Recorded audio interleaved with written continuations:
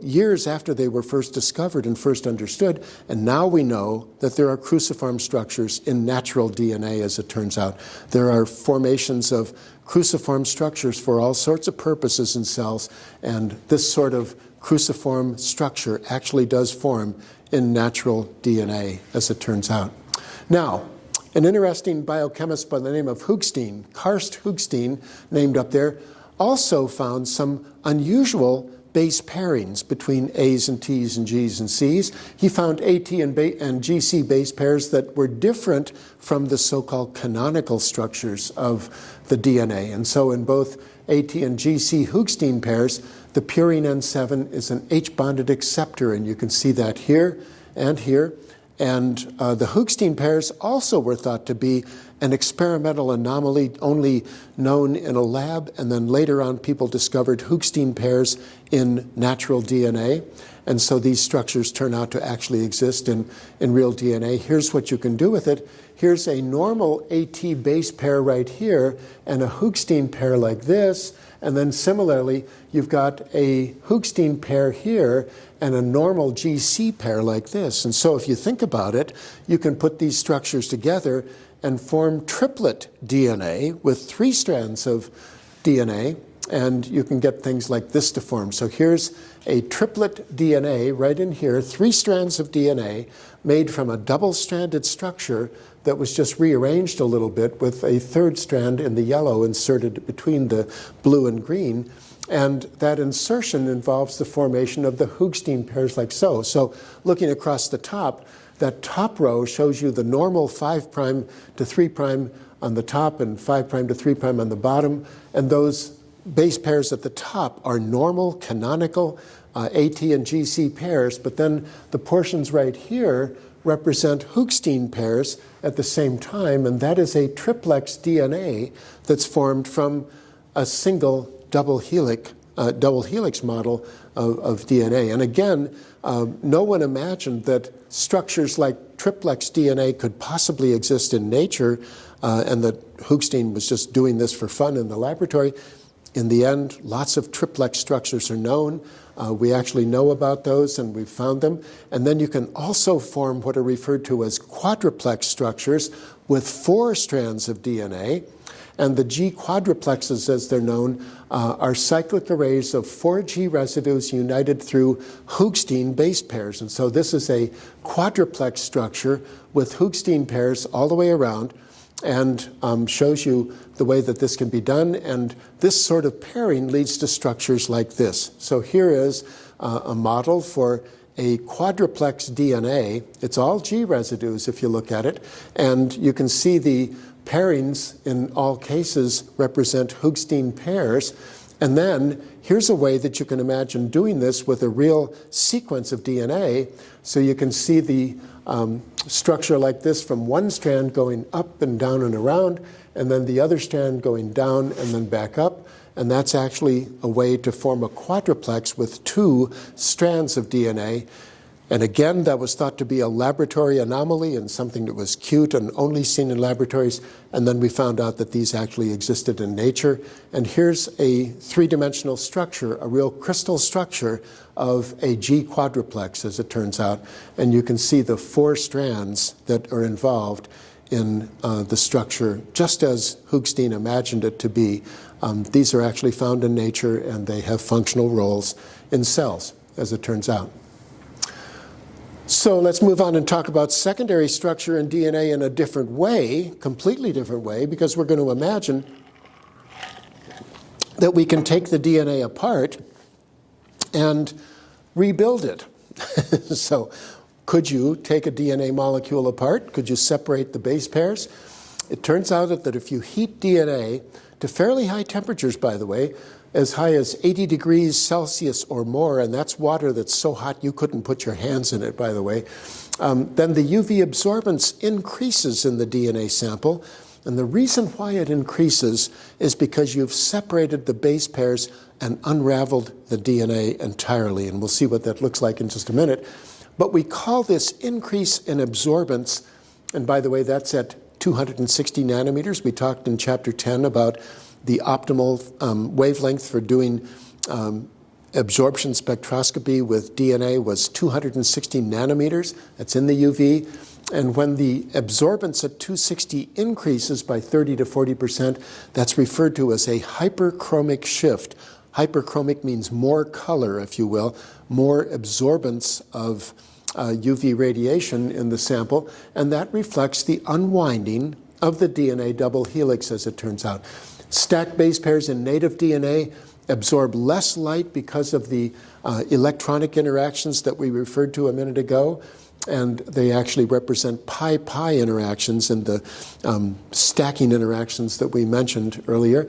But when you heat the DNA and pull it apart, you break up the pi-pi interactions, break up the base stacking, as it were, and so you pull the DNA bases apart and you get more color because the ability of the molecule to absorb UV radiation has gone up now that the pi orbitals are all free to interact with the light in the way that they would like to do. So when the temperature is lowered, the absorbance actually goes down again. That reflects reestablishing the double helix. We'll show you what this means in a cartoon in just a minute. But first, here's the experimental observation. Imagine that you have a sample of DNA at about 70 degrees Celsius. That's still pretty warm. That's too hot to put your hand in too. But if you cook that to even higher temperatures, when you get to about 80 degrees, then you see that absorbance increases. And different samples of DNA from different sources, different organisms, have different characteristic melting temperatures, as they're referred to.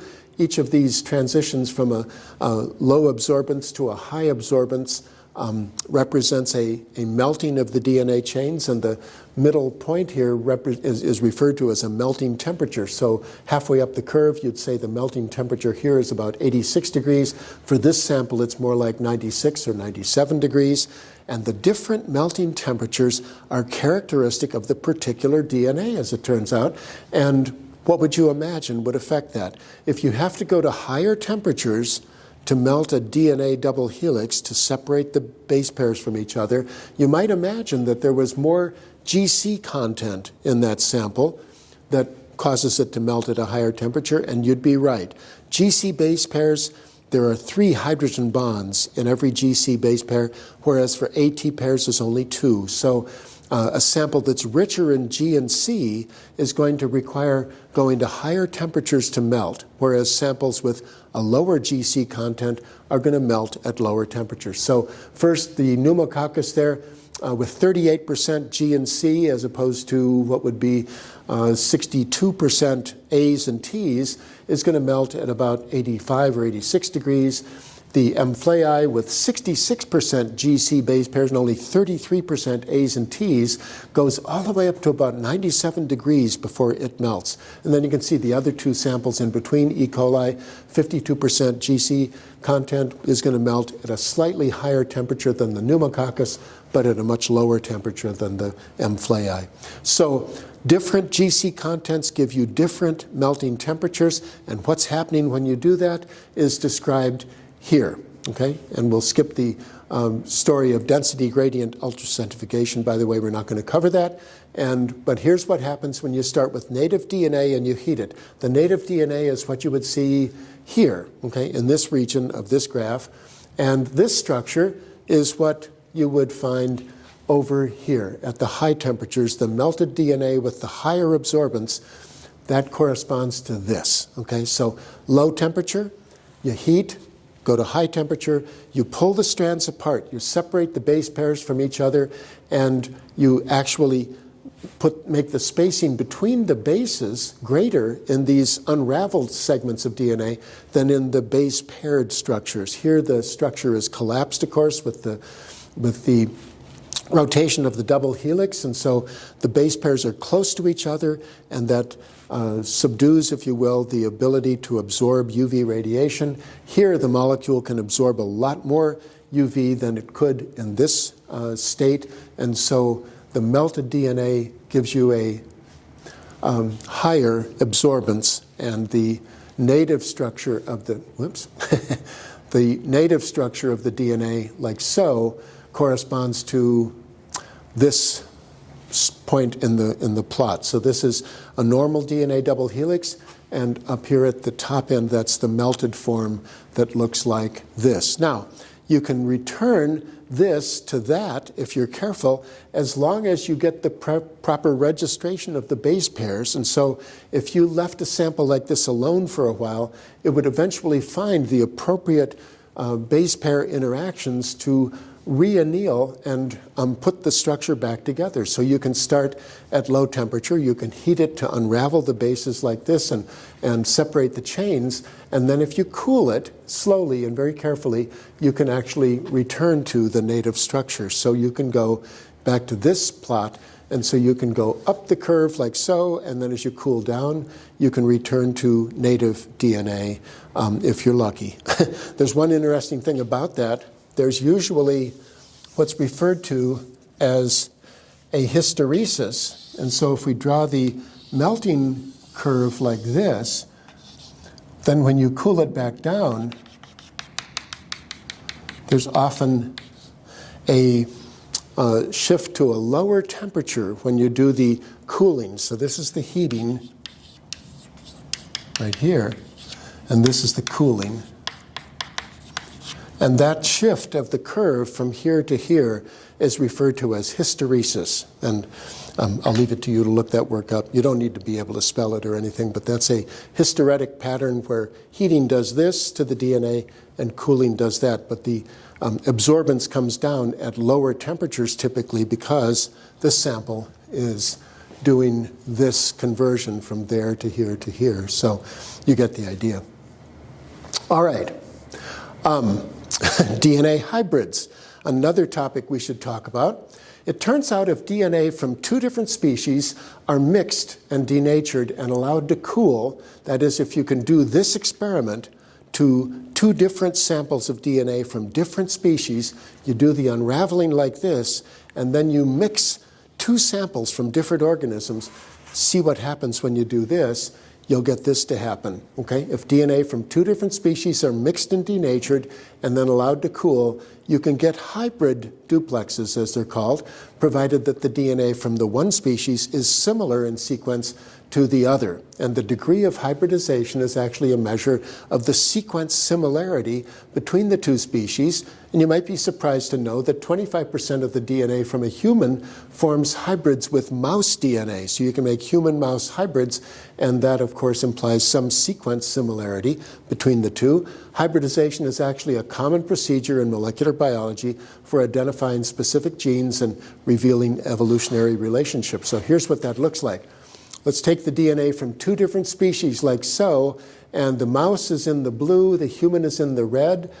Combine them like this, then heat it, and that's denaturing, right? We refer to this from here to here as denaturing the DNA, and this is renaturing to go like this. So the original denaturation involves heating.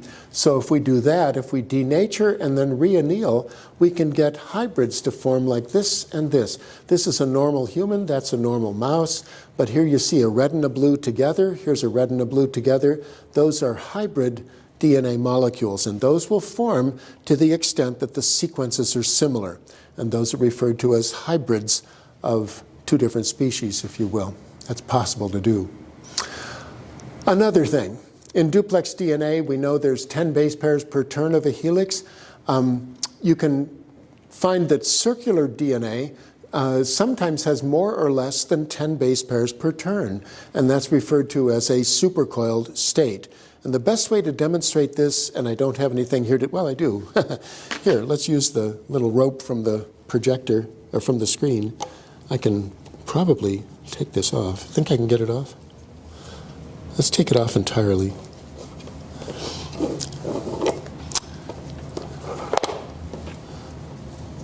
Yep, we can do this.